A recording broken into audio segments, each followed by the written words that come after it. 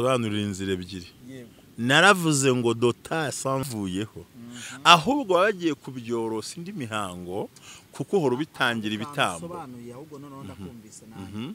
narinzi yuko bigenda bikavaho yenda kubera ko nyine bikeneye ibindi bitambo kuko hari ikintu nari nararebye ndavuga inti buriya hari iyo bikeneye ibindi bitambo niho byongera gukenera andi maraso nyine ngo ameneke ariko noneho natwe kubera ko dutambira kuri Kristo we gitambo kimwe noneho bikaba igitambo kimwe nyine tubasige mu kirumukosha ukibaza ngo amazi yavuye ku murambo w'umuntu ni gute yakuraho umukosha ubwo mu mubiri ntabwo uri mu gakiza gakwiriye ukeneye kubohoka again ibyo rero ntabwo babyumva ababyeyi ba kera nanjye ndabizi nubwo babikubwane kunyuma kamera ntabwo mbivuga ashaka nko kuba yateka ibyo kurya mbere ko ati abakuru ni mwakire mwishime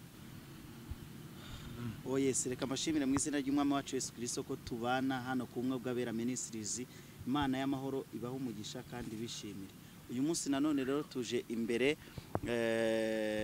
kuri kamera kugira ngo tubashe kuganira n'umubyeyi wacu Imana y'amahoro ibaho umugisha muraho neza mushuba nyandaho ndashima Imana mu izina rya Yesu nawe ndakwishimiye kongera kubona Emmanuel Kigali nini cyane kandi wakoze kuza namwe murakoze kutwakira Imana y'amahoro ibaho umugisha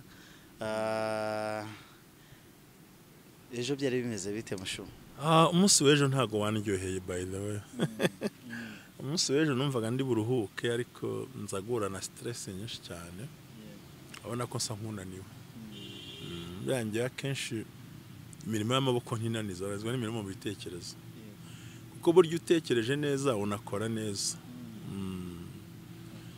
nawe na stress nyinshi n'abantu bari kuguhamagara ngo basengere kubw'imivumo na karande nta muntu numwe wantera stress yifuje ko musengera gusenga ntago ari stress ahubwo ni ibintu byinshi bitandukanye mu bantu banyuranye ntari buvugire hano kuko nkurikiranwa n'abantu benshi cyane bamwe banambwira ko bananzi ntanabazi ariko ni hahandi abantu baba bashaka kwigira ikoboyi batazi neza ko twabivuyemo twasuye mu matisi na koto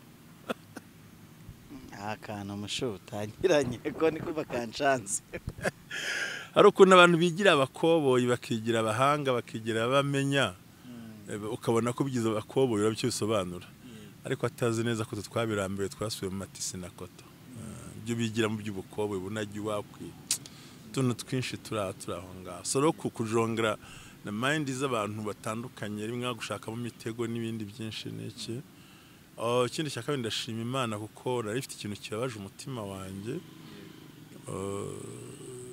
nkumva guhakanira umuntu sinabishobora kandi nkumva umutima waramuhakaniye ariko ninapfuka amasenga Imana ndashima Imana ko byaraye birangiye nabyo nongeye kubona message saa 7 z'ijoro iyo numvira nambabaje kurutaho nkangutse nibaza impamvu nafunguye telefone ntabwo wahamagara umuntu anytime ngupfe kumubona ko bishoboka ntabwo hari uko umuntu ibibazo bimunaniza akarara yandika ariko akana abantu baryama kare ibyo rero ngo mwebwe Imana yabahaye impano ibaho ubwiza ibagira gute turabahamagara ntimutwitaho nimutwumva se muvandimwe ndamwandikira Nshuti yanjye ko nari naryamye naniwe ngo yango simbyumva avuga ibintu byinshi ariko nibuka amagambo atatu ndavuga ngo reka naye kumurakarira umutima ubabaye nta kintu utavuga nawe urabyemera umutima ubabaye nta kintu utavuga umutima ubabaye watera umuntu kuvuga nabi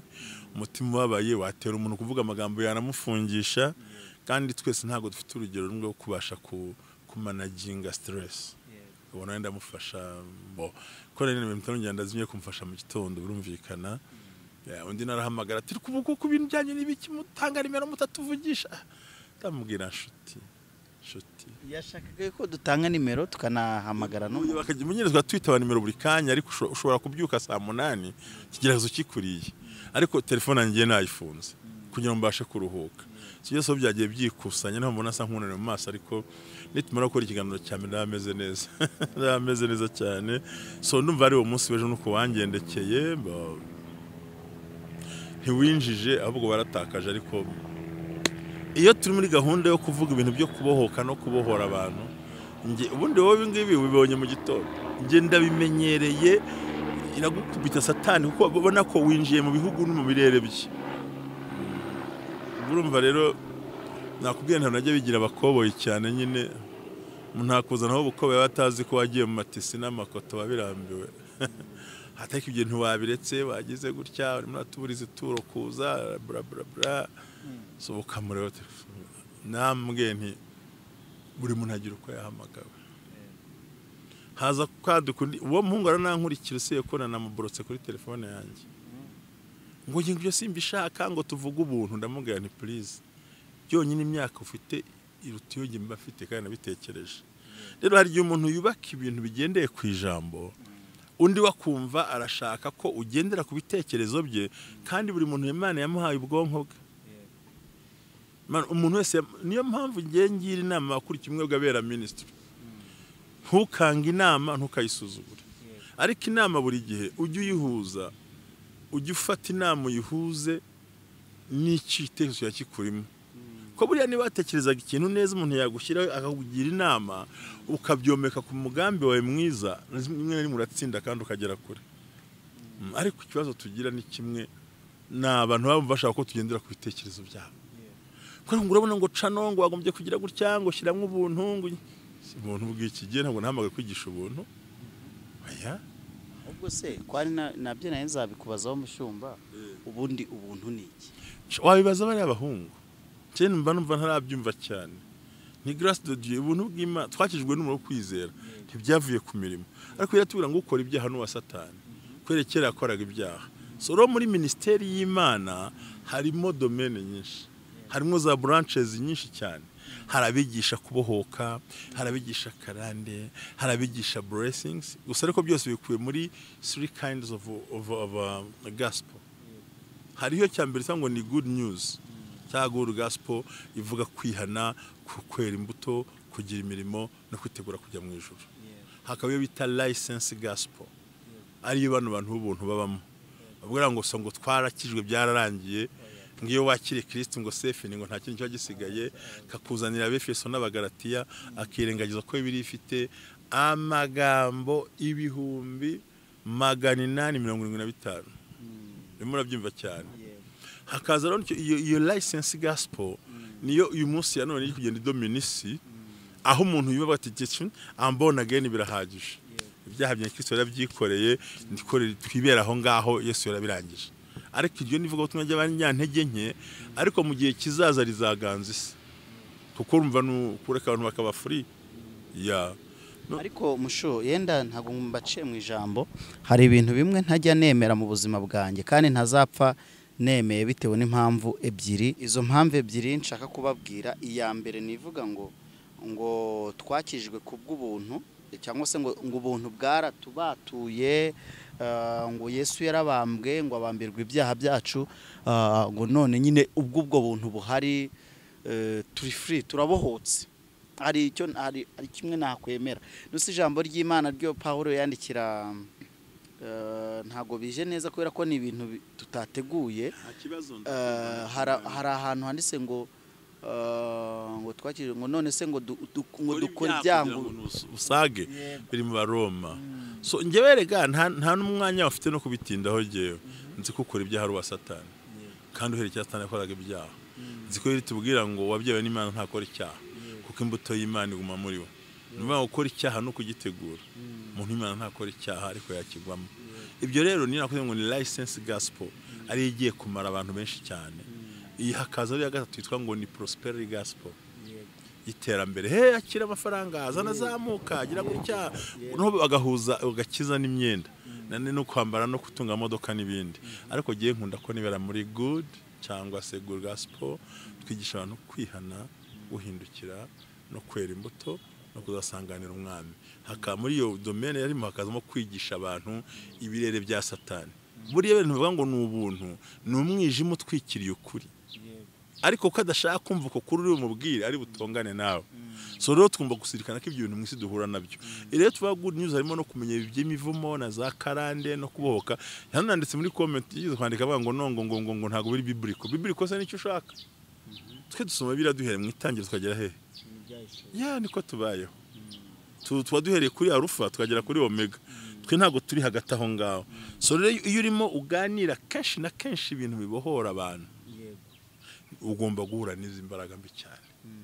Kuko uba winjiye mu kirere cya Satani. Uba winjiye ubwira umuntu ngo kuko urota ibi ibyo bihuye n'ibi ngibi. Kuko ukora ukunguka bihuye n'ibi ngibi. Niba ucuruza kandi wakoze amafaranga ukayakorera warangiza uko kwezi ukiyafata hakavuka ibibazo bingana nayo kandi ntabyo wari ufite utangira akazi. Menya ngo hari ikintu gihari. Sinuko kusobanukirwa nibura buriya. Mvuga ngo mbere utararangiza guhembwa nta kibazo ariko reka kugere mu ntoki tu. Ako kanya hite haza ibibazo muri hantu hatandukanye biri buze kuyatwara yose ku buryo umukozi ashobora guhembwa ro 30 akagira ro 3 nta n'igice cy'ifaranga afite. So izo ni imbaraga tugomba gusobanura. Ukabwira umuti nyamara iki kintu hariho spiritual behind of your life. Hari umwuka mubi uri muri ibyo bintu byose. Cyangwa babona amafaranga mukarwara mwese.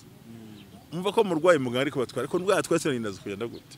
Hari abantu bafite amazu yabo yagenda ntibongere kubona ndi. Umuntu akubaka inzu bakayiteza cyamunara. Ukibaza ngo ni gute umuntu wigeze kuba hadakodesha agiye gukodesha. Nabyo ni ikintu ugomba kwibaza. Reba muri iyi minsi ya none ubu ari nacyo uzakugana mu kiganiro tuzagana cyangwa nunyemera ndaza kugikomozaho cyo biti farashi y'umunzani. Yego. Biciro bya imva. Bimeze nabi. Ifarashi y'umunzani ntago bari kwibona ko iherereye mu byanditswe. Kugira ngo kibi kimenyetso kiduhamiriza ko Kristo yenda kugera hafi kuzanga. So urumva ari abantu ugenda uhishura ibyo bintu kabona imiryango iracanamo hari impamvu warose ibi wabonye ibi iyo winjiye muri icyo kirere cya Satani abantu bahita batangira kurwanya no kubuminga ibyo bintu. Kandi ikintu ngomba kwerekana ko bidakurwaho n'amafaranga. Igitambo nta mafaranga mu kintu ntatekereje ariko nkubwire mu by'ukuri harakwiriye ko twe kumwe bw'abera ministry babyange babyemere ko tuzabigisha kwihana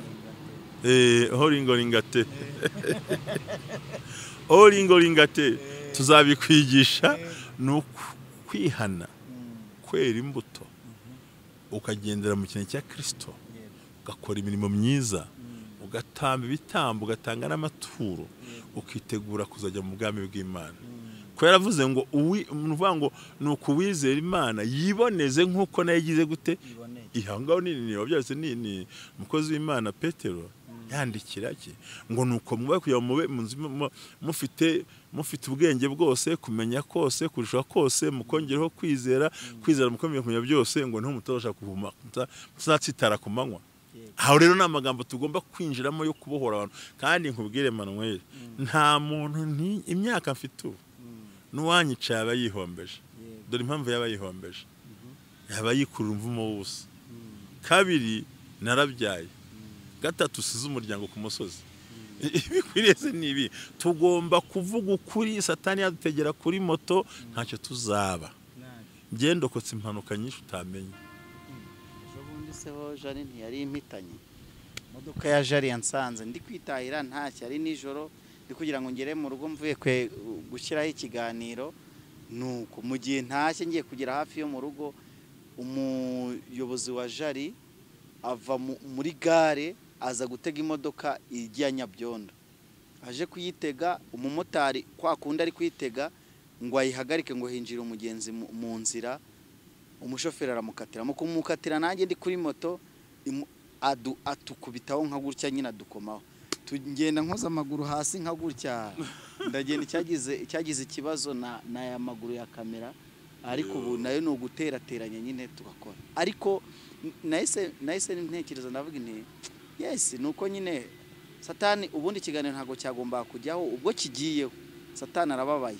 Ikindi cya kabiri mu gitondo nibyo ukomoje njyewe mvuye kuri polisi nsubira mu rugo mu gusubira mu rugo aho gira gufata ibikoresho birananira fata ibituzuye uyu mwuka nyine ntushaka yuko tubivuga cyerekana yuko nyine turi gusenya ibicaniro bya Satani nuko turwanya ariko yaturwanya ntaneshe je niyemeje kubisenya kandi mpagaze ku cyanditswe kera ntabwo nzavuga ijambo ridafite support muri Bibiliya aho twerekanye ukuntu Imana ihindura umugisha umuvumo kandi kawihindura atabasha kugera mu kirere uhindura umuvumo umugisha bakarekura amagambo y'umuvumo yagera mu kirere batari buze kuyagarura Imana akatugeraho yahindutse umugisha kuri twebwe so rero tugomba kuvuga inyigisho zibohora zikiza abantu buriya mperuka nigisha abantu ibintu by'inzozi ariko barabizi ko bakurikirana shene bakabibona ariko burya inzozi n'imbaraga z'abadayimoni n'imyuka mibi y'ubukene iteza abantu ubukene n'inzara na za karande zose akenshi bisa nk'ibiri muri unit imwe byibumbiyemo noneho kugira ngo uvangure inzozi uvangure ubuzima arimo uvangure n'ikimana ashatse kumubwira uvangure n'imitego ya satani no kugira ngo umuyobore inzira hari benshi batumva ibyo bintu ariko kuko umuntu yahawe ishurirwa rye nakunze amagambo Yesu yavuze ngo ubuginga azabyumva so tugomba kubikora rero kandi yewe ndi tayari kuzigisha paka abantu benshi bamenye kubohoka n'igiki kandi ibyo kandi ntakubeshye ndashimira amaze kumamagara agira nahamagara ari benshi barampamagara pe ari benshi bakampamagara reka nashimira umukozi w'Imana yabambwiye ati muri igisha ibintu bikamfasha ndamushimiye nawe yarabyumva ariko bari kubohoka abandi bari kudushaka ariko bivuze ngo nuko turi kusa nk'abacana itoroshi ahantu abantu baterekezaga Satani areka muhimbaze mubyine mujye mu butayu ariko ntamenya kumenya amabanga akoreramo hari naho bibinagera ugasanga aho wicaye usenga wicaranye n'abagenti ba Satani utabizi bakozi ba Satani yari kwitwa umukozi wa Satani bitandukanye no kwitwa umwagenti wa Satani umukozi wa Satani hari ari close nawe bari abarozi abakora ibintu byose bitandukanye ariko hari n'abandi bantu bashinzweho dutangira amakuru atariyo reka nizere ko mu izina rya Yesu Imana igiye kurema ibintu bikomeye kandi bikazadufasha muri byose aho tuzagera kure mu kwinginga ijambo no gusenga no kuba maso Imana igenda itugira neza cyane nagira ngo nkomeze mbabwire ikintu gikomeye bantu b'Imana mbere yuko dukomeza twongeye dusenga Imana data wa twese uhoraho mwami w'amahoro mwana y'imbaraga mana irema mana ikora mana yumva mana itabara abagaragu bawe tuje imbere y'ubwiza bwe tukwiye gusho kubana natwe no kudufasha muri byose no kuturengera bwa Yesu Kristo umwami wacu ndasenzera mu izina rifite imbaraga rya Yesu ngo kano kanya ugaragaza imbaraga zawe mu ruhande rwacu kandi udutsindira imbaraga mbi myuka mibi kandi uzumwe turehubwa neza udufashe muri byose uduhembure ko turi abana bawe kubwa Yesu Kristo umwami wacu amen ya Imana ibaho umugisha n'ukuri mushu nizere ubwo ndashaka ko rero usenze ngo dusoze naye dutangira ikiganiro rero ikiganiro bukirimbitse ndifuza yuko abantu uza kumfasha uyu munsi musho hari akantu warukomojeho ndagakunda cyane nyine abagenti ba Satani ndetse n'abakozi ba Satani ukomoza no ku jambo wavuze bwa mbere uravuga ngo nyine baraturwanya ariko uzi ko Imana yemera yuko n'umuntu uwo ari we wese ahaguruka akakurwanya uko ngo Farawo yigeze kubwira ngo abana b'Isiraheli barababwira ati ntimujye kure mugende mukora ibyo mukora ariko ntimujye kure umuntu ugiye kunzanira batiri ndabona ari kumpamagara ariko sigara nta kibazo turi kumwe abakozi b'Imana uyu murimo tuwukora twese ubundi byanga byakunda abarwanya ubwoko bw'Imana ntibabura n'abarwanya ntibazabura ndetse niyo mpamvu rero dutangiye iyo procedure yo kubohoka no kwikuraho ibicaniro bibi no kwikuraho ibicaniro bikuherekeza bikurwanya hari abazabwira ngo ibyo ni ibiki ngo niba abateka mutwe ngo nibyandi bajya bavuga ameze kuri ariko no ntabwo turabateka mutwe kuko ntabwo twabuze uko tugenda turakubwira ukuri kw'ikintu gihari turabwira ngo ugomba kubohoka ibiri bivuga ikavuga imivumo ikavuga karande ikabyerekana kandi abakunze gukurikirana bumwe bw'abera mwagiye muhishurirwa rimwe na rimwe ibimenyetso bya simusiga byerekana ko ukwiye kuboka mu buryo bugaragara ijambo ry'Imana ubwaryo rivuga ryeruye hari uwambwiye ngo abari muri Kristo Yesu ngo n'ibyaremwe bishya ngo byakera bishize ngo ntateka bazacirwaho uwi nibyo abari muri Kristo Yesu nibyaremwe bishya bya kera birashize ariko ibya kera bishize nibishingiye ku cyaha ntago bishingire kuri DNA ahubwo mushoka nkungane naye ntaranara kuvuga ntarangiza ndago ntacyo ndakomeza oya bakavuga ndatankomeza ntacyo yarikuze kukibuka ndayiza kazi igenda komeza hari umuntu uri muri Kristo Yesu ubundi hari abantu banishuka bari kuri Kristo batari muri Kristo bumva Kristo babona Kristo ariko ntibari muri we kabiri abari muri Kristo Yesu kuba muri Kristo Yesu nibyo koko ushobora kubona ubugingo buhoraho ariko kubaho mu isi ukaba mu isi wiganyiye kuko hari ibitarashize muri wo hashize ibya kera umugani by'icyaha ariko ibijyanye n'ibikubeshaho muri iyi si ugatungwa n'Imana gendagira ngo mbasobanurire inzira ebyiri naravuze ngo dota sansele nge niyemeje kubivuga ntaho zantwara n'igihe Imana izampera imbaraga ministeri yanjye gakomera tuzashingira ku maraso ya Kristo abohora mu buryo bubiri ubundi tubanze turebe Kristo yaje mu isi kugira ngo tugenze gute nuko dupfira kugira ngo dukire urutabi rw'ibyaha tuve kuri generation kwa Adamu mu buryo bw'umwuka izapfikazima noneho tujye mu rubyaro rwa Kristo rukazazukira muri Kristo ariko uyu munsi wa none iso ntabwo ari Kristo nawe urabizi uzi ko sori ari ntuza ari Semugeshi uzi ko sari mugabo uzi ko mbega baso bose murabazi uwo so kwa muganga iyo bagiye gupima DNA basanga muhuje niyo mpamvu hari indwara z'uruhererekane zikomoka kuri ibyo bintu none nika kwazo nyambaza barokore none kuri umurokore ibya kera bishize kurwaye diabete nka nyoko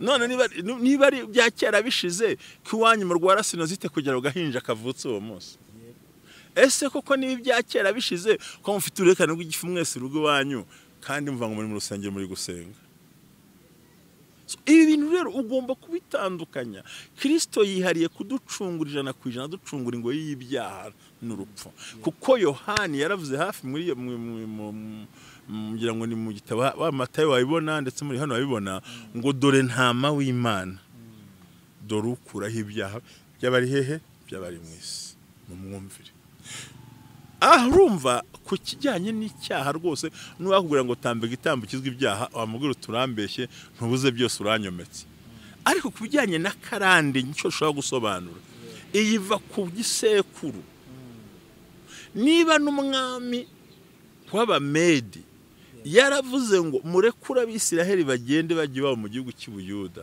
bubaka inzu y'Imana yabo muzabaha amaturo atagera akagero mubahe n'umuntu udafite urugero mubareke bubaka inzu y'Imana ngo kugira ngo basabire ige n'abahungu banjye turame kuko kwa kuru hari umwuka wo gukenyuka ushaka kumbwira ikiburiye aho umuntu ashobora kuvuga asanga iwabo ntawe ugeze imyaka 50 neza agapfa buraho nk'ukwezi kumwe ugasanga n'uruhererekano kandi ugasanga ibyabaye kuri basokuruza nibyo bikuriho biranafata n'abana bawe ukibaza ukuntu icyaha cy'ubusambanyi kidashira mu buzima bwanyu kandi no mu rusengero urakijijwe ariho gusambanira riracyagira gute riracyakomanga hari n'igihe rikomanga ugasanga wakinguye ibyo ukabirangiza ukabifata gutyo hari umukristo najya atubwira ngo tiryashano ryagarutse umukristo wacu ati musengere ryashano ryagarutse shano ni rihese ati nongenda sambana ni shyashano mu ruhererekane wanyu ntawe ukenyuka hari nk'abarwayi barwara indwara zimwe muragenda ugeze kugera hejuru akamanuka agasubira hasi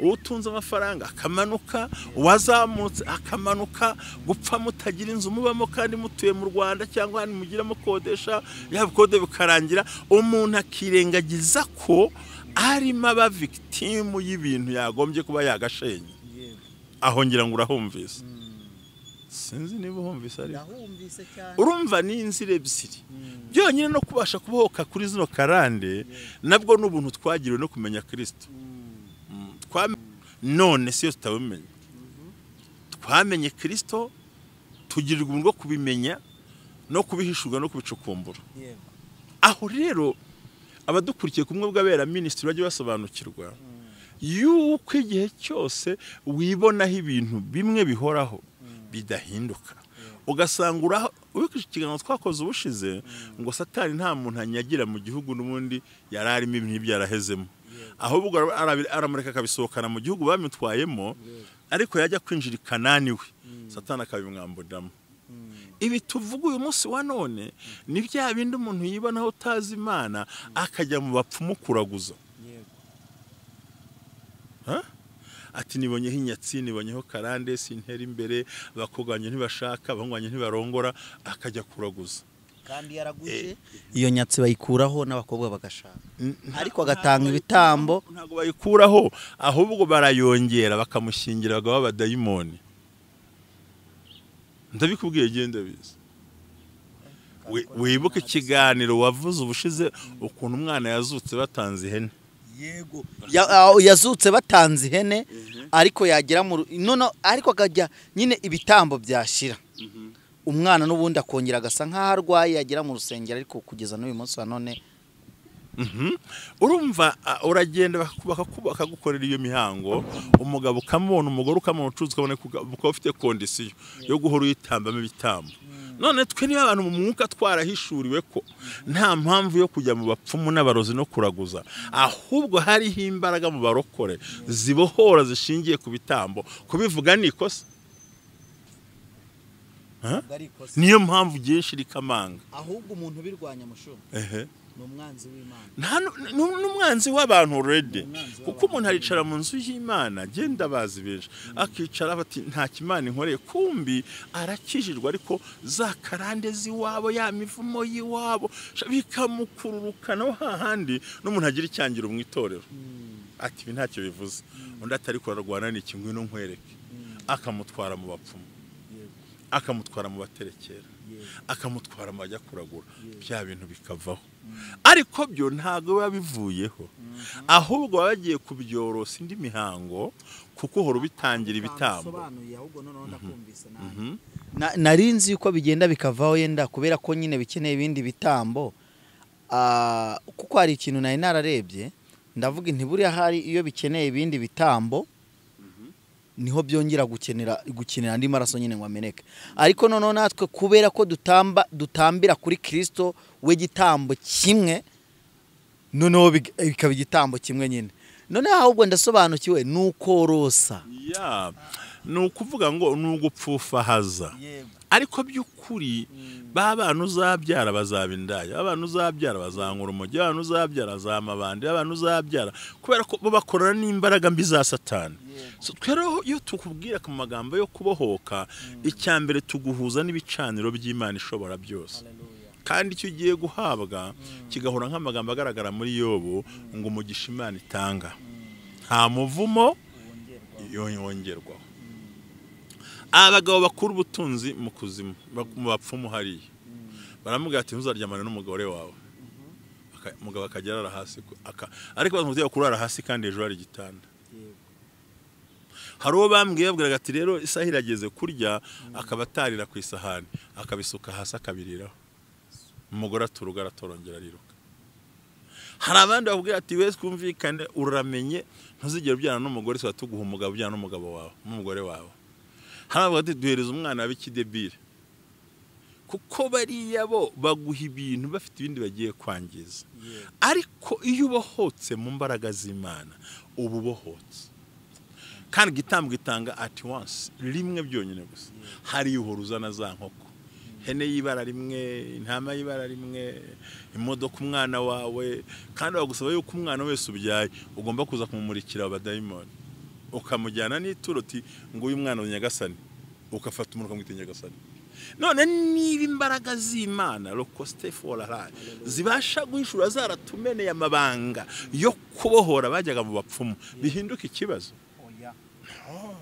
Ahubwo mana ariko none ubashe kubisobanukirwa neza cyane ukumva ibyo bintu none bakaza kuko ugiye kubabohora ko bo bagiye bashyira nk'ibindi bintu. Ni nkuko umuntu yagutuburira ngo gwe ataguhaye ikintu azakwambura se bangese bapfa ari abakene kandi bari batunze kuko iyo wishe kondisiyo zabo ntago mukomeza kubana. Abajya se kukaraba kujya mu marimbi kurara bazengurukamo hari umugabo umwe ntavuga izina nawe n'umugore we babakarabije amazi yogejwe umurambo bati mwiyaranje mushaka hari umurambo w'umuntu amazi amukarabirijemo ntimuyamene muyashyira ndo tubasige mu kirumukosha ukibaza ngo amazi yavuye ku murambo w'umuntu ni gute yakuraho umukosha none umuntu Imana avuga ati Imana yavuze ngo fata amazi ukarabe ngo bivuze nibiki none uko akara byavuye ku ntombese rega satani yakopeye ibintu by'Imana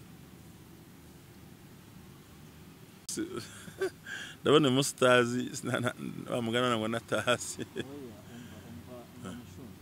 nakubeshe nukuri kw'Imana nagize ubwoba nibwo winjiye mu kirere cyabyo none murabyumva none ariko nagize ubwoba niko bimeze abantu bajya gucukura amazu bakubaka amazu hanze gutabikamo ibintu none wahamagara umuhanuzi kugira ngo azasengera ikibanza bigahinduka amahano kandi mu kibanza cy'abanyafrika hari utuntu bashyizemo kandi n'abazungu nabo bwo burya n'abarozi nabo bafesoma ibitabo by'abarozi usoma ibitabo by'amashitani ngewe nza abashinwa kandekeraho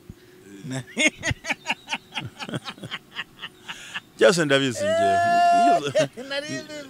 ngewe nigeze kuganira n'umupadiri mwambwe ati mwebwe ibyo musenga ntimubizi ati najya harakumva ngahamagara mwene wacu umupadiri ndamuzi bansabye n'ubuhamya bwe ndaseka ibintu byinshi turabizi uwo muntu urabona we iyo agiye gucuruza first of all nuko utaramenya gusangira n'abantu rimwe na rimwe genda bazi agafata nk'agafanta agasuka mu kirahure akakimenesha bakaramucitse sekakucitse gute ngarako ngo n'abakuru bakeneye kunywa ngo nimugira amahoro reka nkubwire musho terekereye ariko we ntuzi ko mwicanye n'uterekereye reka nkubwire musho hari ibintu byabaga kera kantanga ubuhamya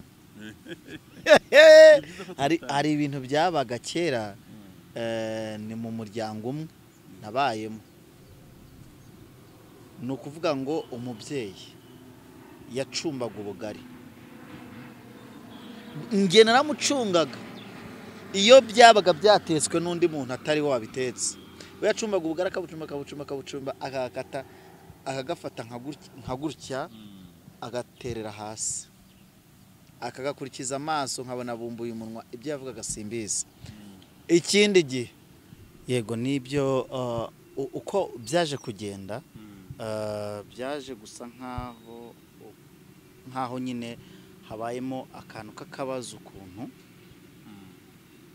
bigeze igihe nkagenda bitekereza noneho ngiye gusenga bakajya bambwira nyine ngo nimpunge kwa Farawo ngo nimve muri Babuloni ngo nturanye n'abagome bagena nyine bambwira base ariko simbyumve ariko kera kabaye bakajya bambwira bati nabapfumu abaturanyi nyine bo ku ruhande bagenda babimbwira nta kubera ko nari ndi kumwe n'undi muhungu ari we Nshuti yanjye ariko yari yarabimbwiyeho gakeya ariko hari igihe Imana iguhuje n'umuntu kugira ngo ibyo bamuvugaho nawe ubwawe umenye nuko witwara byaje kurangira rero ariko ukavuzeho buryo ki umuntu ashobora kuba agiye kunywa yaba agiye nko kunywa agafanta agafata akarahuri gutya ukabona arazunguje gutya aramenye nkatekereza se ariko nawe ngira ngo ahari ari kunyuguza yenda nk'ikirahuri kugira ngo umwanda uvemo yenda amene aho kukambira kamene itsoke numvaga ko nyine ari bisanzwe ariko uko ugenda ubisobanura mushungenda mbyumva urabivuze ntekereza hari n'indi experience mfite kuri ibyo bintu nyine byo gutakaza nese ugiye kurya bwa mbere uba ugikozamo nturatamira ibintu biguye hasi yenda wowe ushobora kuba uri nk'umwana ari wowe uzabisigarana cyangwa se barabikutongereyeho waba uri kurya ukajya kubona ukabona nk'ikirayi kiratakaye waba ugiye nko kunywa wasoma ugisoma bwa mbere bikakumenekaho ati ibi bintu ni ibisanzwe buriya nyine ni ibisanzwe ariko ntabwo aba ari ibisanzwe nanjye mise buriya ndi kugenda ngerayo ahubwo nanjye ndi kugenda nsobanukirwa byinshi mushumba yego ya Emmanuel ndagushimiye cyane kuko muri iyi minsi yo mvuze urumva umbwira rimwe nkumva kabiri ukambwira kabiri nkumva kane ikintu abantu bakwiye kumenya si ubwo ndeka nkubwiza ukorana nk'urugero nk'abantu bakora mu tubari rimwe na rimwe ngo agiye kogesha ngo fanta ikirahure cyangwa inzoga ikirahure ariko iyo amenya aravuga ati nuko mwishime akabatanze ibitambo byawe utabisobanukiwe. Ariyo mpamvu hari abagabo benshi uzabona n'abagore batajya banywesha ibirahuri, anywesha icupa rye. Ese ni gute umbwira ko fanta iri mu icupa rigiye koza ikirahure kuruta uwacyogejemo hari imbere? Nase kuki mu mahoteli akomeye batabikora? Urabyumva neza? Buriya ntaho wabona kuzunguriza fanta mu kirahure, baza basuka, nta kindi bakora. Hari n'abababuza ariko bakisukira, ati mfungurira nurangiza ugenda. Nyine we nabamaze kumenya amaco yo kwa Satani, baraguje bababwiye. Rero abarokore n'abantu bahumirije ku buryo utarabaho. Abarokore turahumirije hamwe. Ijambo nshaka ko tuzarivugaho rimwe, ngo hari igisonga cyari kibi. Yego. Noneho ngo icyo gisonga kibi ngo kiza kumva ko shebuja agiye kukinyaga, ngo gifata urwandiko kigenda kufite ideni ry'amasaka runaka, ati mu 100 agabanyishyireho 50. Ajya ku mavuta ya ati umuntu ufite amajerikani 100 andika 10 yonyine. Aravuga ngo yavuze ngo sinzi guhinga, sinshoboye gusabiriza. Yego. Nzabaho gute? Hinga nzi icyo nzakora. Yego. Afata amadeni ya shebuja, Yego. ngo akajya ku bantu ati nimwandike urwandiko muyagabanye, ngo kugira ngo namara kumwirukana bazamuhisha mu mazu yabo. Aho Yesu yavuze ngo abana b'iki gihe n'abanyabwenge kuruta abana bo mu nzu y'Imana. Ngo abana b'isi baza ubwenge cyane, ngo ariko abana b'Imana wapi? Uwisi ajyana diploma akajyana ruswa akabona akazi. Uwisi w'umukobwa ajyana diploma akajyana n'igitsina cye akabona akazi. Umurokore we nta nasenga, nta natanga igitambo, nta nubwo akora amaturo ya depoza, ntakabone kuko uwisi yageretseho ikindi kintu udafite. Ibintu mbwira ndabizi pe. Ajyana diploma akagerekaho n'umubiri we. Ngahe undi ajyana diploma ageretseho inzoga nziza ihenze magana ngahe. Undi agiye kuvuga ajyanye n'ikindi kintu udafite. Yenda ntibiri mu Rwanda ariko byanahaba. Bavuga ngo ruswa gitsina mu Rwanda iragwiriye. Ntabwo se babisobanura, ntabwo bizi. Ibyo ntabwo tubica ku ruhande. Ni handi ku isi yose abana b'isi n'abanyabwenge. Ajya mu rusengero akajya no kuraguza no guterekera, akamenya amakuru yo mu nzima n'amakuru yo kwa Satani, akamenya ikirere cy'ubukirebwe we cyapfa nuko atira imbere agakira. Ariko abana bo mu bwami bw'Imana nyirizina barahumirije. Uramugurira karande zirakumaze, gira gutya ati oya ati byose nibiki ama born again. Born again what? Nase kuri born again kandi ukora mu makuba. Niba gukizwa bitaraguhinduriye ubuzima byakumariye iki? No, niba gukizwa bidahindura ubuzima bwo mu mwuka n'ubwo mu mubiri, ntabwo uri mu gakiza gakwiriye. Ukeneye kubohoka again. Ibyo rero ntabwo babyumva. Ababyeyi ba kera nanjye ndabizi nubwo babikubwane kunyuma kamera ntabwo mbivuga, ashaka nko kuba yateka ibyo kurya mbere ko ati abakuru nimwakire mwishime. Kajwe intete ebyiri z'ibishyimbo hasi aho umutsima w'amasaka, inzoga kabanza kamena. Urumva buriye yuko barya babanje guhereza baramagambo babageretse hejuru. Niho hahandi wasobanuraga.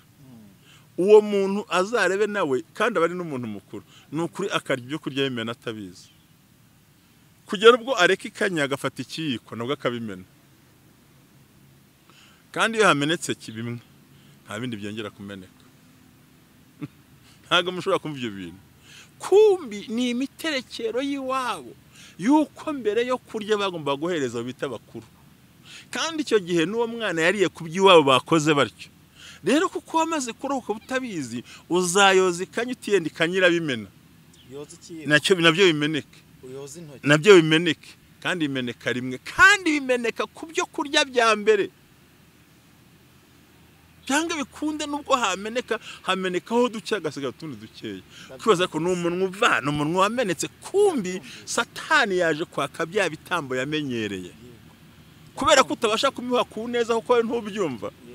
Tuze no kutabyumva no kutanabikora Satani agugwanya gutyo. Ndabyumvise mushobora. Urabyumvise none? Ndabyumvise nshaka nasozereza iki kiganiro aha, ariko sinasoza ntababwiye yuko umugabo bajya bita Lazaro. Yesu yaje kumuzura. Koko aramuhamagara, Lazaro arakanguka arazuka. Ariko aza ahambi, aranasohoka. Ariko yarahambiriye. Ushobora kwakira umwami Yesu Kristo ukuzura n'umwuka wera. Akantu nabatangirijeho nababwiye ko ntuzi umugabo bajya bita Farawo yabwiye Abisiraheli ati ngaho mugiye gutambira iyo mana yanyu hiryaho ariko ntimujye kure. Ushobora niyo mpamvu kubera yuko ugifite karande ugifite umuvumo n'imivumo urakizwa ukuzura n'umwuka wera ukavuga mu ndimi nk'iz'abamarayika ariko ubona ijipo ukagwa uraziritse ijipo ikuzirikiyeho ndetse tuye no ku bukungu n'ubukire bwawe ubona yuko n'amaboko yawe araziritse nta terambere uraziritsemo n'uburyo ukibona amafaranga ukayoberwa hagiye. Ikindi cya kabiri ntutera imbere n'amaguru yawe araziritse ntaho ugera uhora wizengurukaho ufite akaziriko nka kayahene. Bose ntari muri Amerika yabonye ibyangombwa, yego. Bose ntari muri Canada afite ibyangombwa, yego. Bose ntari i Burayi afite ibyangombwa, abahamutanze yo ntibabibonye. Ese amaguru ye ntaziritse kubera bituma ngo muzagera hazaba hanyu ubwo ntihaziritse ahembwa ahantu tubiganira batwumve neza dukurikiye, yego. Ukabona umunsi wo kubona amafaranga niwo munsi haje ibintu biyajyana bitarahoragaho, yego. Wowe ukagira ngo ni ibisanzwe. None ko kibene wanyu barwara buri gihe wahembwa kandi ndimo ndeba nabi reka kuki buri gihe bene wanyu barwara ruko wahembwa, kuki nta urwara ro 20, kuki nta urwara ro 10, kuki barwara ro 30? Ari ibintu ndambiye umushumba iyo mbonye amafaranga nkajya kumva nkumva nyine ubu narakubise ndabyirukana nabwiye Imana ndabibwira ngo Mana abantu bampamagara ari uko ngiye kubona amafaranga nanjye ubwanjye ntaragira iterambere ndabirukanye bo mu muryango ngiye nta kintu bamariye mu muryango ntago ndi muri ya karande kuko hari icyo ngiye mbamarira. Ariko mu gihe mfite ibyo gukemura kugira ngo iterambere ryanjye rigereho hari umupasiteri umwe nkunda yeze kumbwira arambwira ati muvandimwe nshuti yanjye ati ndi kubona ufite karande ntiyego ndayizi rwose ati wanyu iyo buri gihe cyose wahembwe bamenya ko wahembwe ariko wowe ntibazi n'ubuzima bwawe ntibazi n'ibiki byose ati ngiye kukugira inama ebyiri ati hari uko ugiye kugenda ukore genda wisevinge witandukanye n'ibibazo bya bene wanyu numara kugira aho ugera umaze kubona we wifashije uzajye wabafasha kandi ikindi jya ubafasha mu mibare.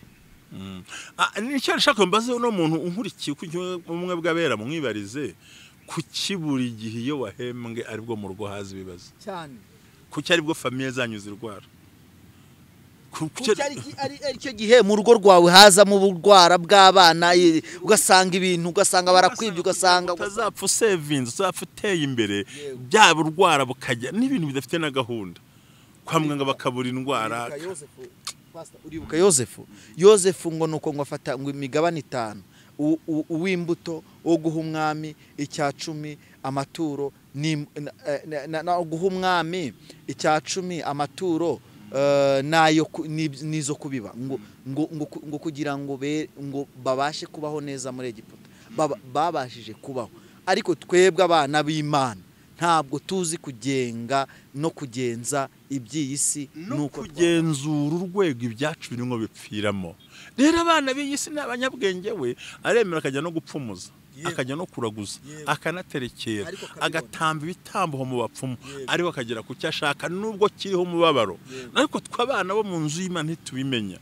Ni gute umunsi mwahembwa n'umugabo atarara mu rugo? Mushonye ukije umusore niwe ngiye gusorezaho ibi bintu wabivuze ngira ubwoba mpita nkurura ibintu byinshi nanjye ndabyibuka. Hari umutipe twakoranaga simvuga ahantu twakoreraga kubw'umutekano we nabyo si byiza. Noneho baramuhembaga tukamubura akaza ni mva na boss yari kandi nta umwirukana kubera ko umva hari umwuka uzuka ukamutwikira. Twarahembwaga umutipe akagenda akazagaruka amafaranga ashize tutazi iyo yagiye twaramubuze burundu. None bibaze niba kurwo rugo ni nako azanagoma buriya nase niko yari ameze. N'uyu munsi wa none ubu yaratorongeye cyo kora yambutse umupaka yaragiye ndavuga ngo agezeyo ngo arakizwa ngo amaze gukira ariko byarananze. Ntabwo bishobora kubera ko isoko ntayazi nibi ntiyabasha kubyumva. Ni gute iyo mwagize amafaranga ari umugabo abura kuki umugabo waro gutera indato ro gukunda kuki wanyu muryane nuko mugize ibintu ubundi abantu bakize baruzuzanya ariko arabakire bagashwana. So isoro n'imbaraga mbi tugomba guhishura amanwe nta gutinya tugahagarara ku maguru abiri tukamenya ngo gimenye impamvu iyo uyoye ni kanya cyangwa uyoye ni ikiyiko kuki ibiryo bya mbere bimeneka. kandi uri umukristo. Aho rero ni bya bitambo, ariko iyo utambye igitambo cyawe imbere y'Imana uba ufunze birya byose. Ni nko gufata umwobo munini urimo intare n'imbogo n'impoma n'ibikoko warangiza ugafungishaho agafuka kasima kamwe ntibisohoka. Avuga ngo ni ituro rifunga abadayimoni bose, icyayo kikaba kizima. Hari undi mwuka mubi batazi, guteka ibyo kurya bikaga kandi bitamaze n'iminsi n'ibiri. Uriya we narawirukanye warundiho mushu nukuri wambayeho ndi umusore biryo bikora tutabizi bikagaga neza cyane, nkasanga byatonze hurume mu gitondo nkavuga ase n'intoki zanjye. Biriya byose ni ikirere kibitwenda guhishurira abadukuriye ku bumwe bw'abera. Niba nyamara nibashaka badukurikire tuzahubwira intozi zazengurutse inzu, ukabyuka usanga ishishi zuzuye mu nzu, suzuye mu bintu byawe, ukabona ibintu byose birimo akajagari. Cyokoze ni akajagari. Inyamara kandi satana gusigira atarwanya, ni igikundiro ku bantu nabwo cyakanya gato. Umuntu mukuzura ukagira ngo arahari, ukabibamo ukanyuza, ukitoshaka mwikosa nturibone, ariko kumbi hari umwuka mubi wagufasha. Manwe ntekereza ko ibyo tumo tuganira niko kuri ko bino bintu.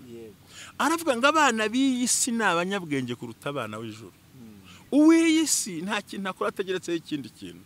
Uwacu we nta gakiza, nta no gusenga, nta no kujya imbere y'Imana gusa, nica ngo yari yarabitubwiye. Tuzajya mu ijuru kureba bariyo, sinzapfa nzaramatsuza akajya muri utuntu kumbi. Isi y'umwijima irimo iramwataka, barakurambagiza ntuzi aho banyuze, urarambagiza abasokobwa ntuzi aho bagusmengeye. Icyo ukoze ntikiri bumwe ryemere. Uri umuhanga uvuga indimi zombi, ariko uzipfanye mu rugo urazigaramanye ku buriri, ugasanga umuntu ntamenye ikirere arimo arwana nacyo. Undi ati Imana avuze ko izandeporiza nzaryama, akabageretse ubuyobe. Umuntu ati jewe ndabizi databuja ari bunyirukane, sinshoboye gusabira, sinzi no guhinga, henga nzi icyo nzakora, kwero databuja nanyirukana bazampisha mu mazu yabo. Afata uw'amasaka 200 atendika 20, afata uw'amajeri amavuta yeraye litiro 100 ati andika 12. Ati ngo sabiwe bangana ngo ndagushimye bamugarago mu biwe ngo genda, ariko ateganije bazamuhisha. Ariko abana bimwijuru, abana ngo barakijijwe, abantu basenga Imana ntago bafite icyo kintu gutekereza ngo nibaze.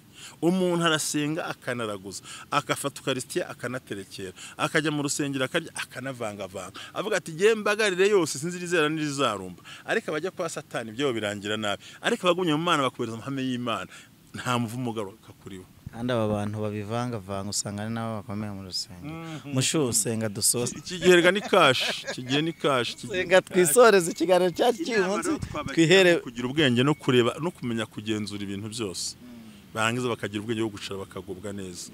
Bareke kwigira amakoboyi n'amastari no kwigira abahatari mu by'Imana. Umunsi wa gatanu tubwiye abantu ngo bareke kwigira amakoboyi, twamenye yuko twabamenye.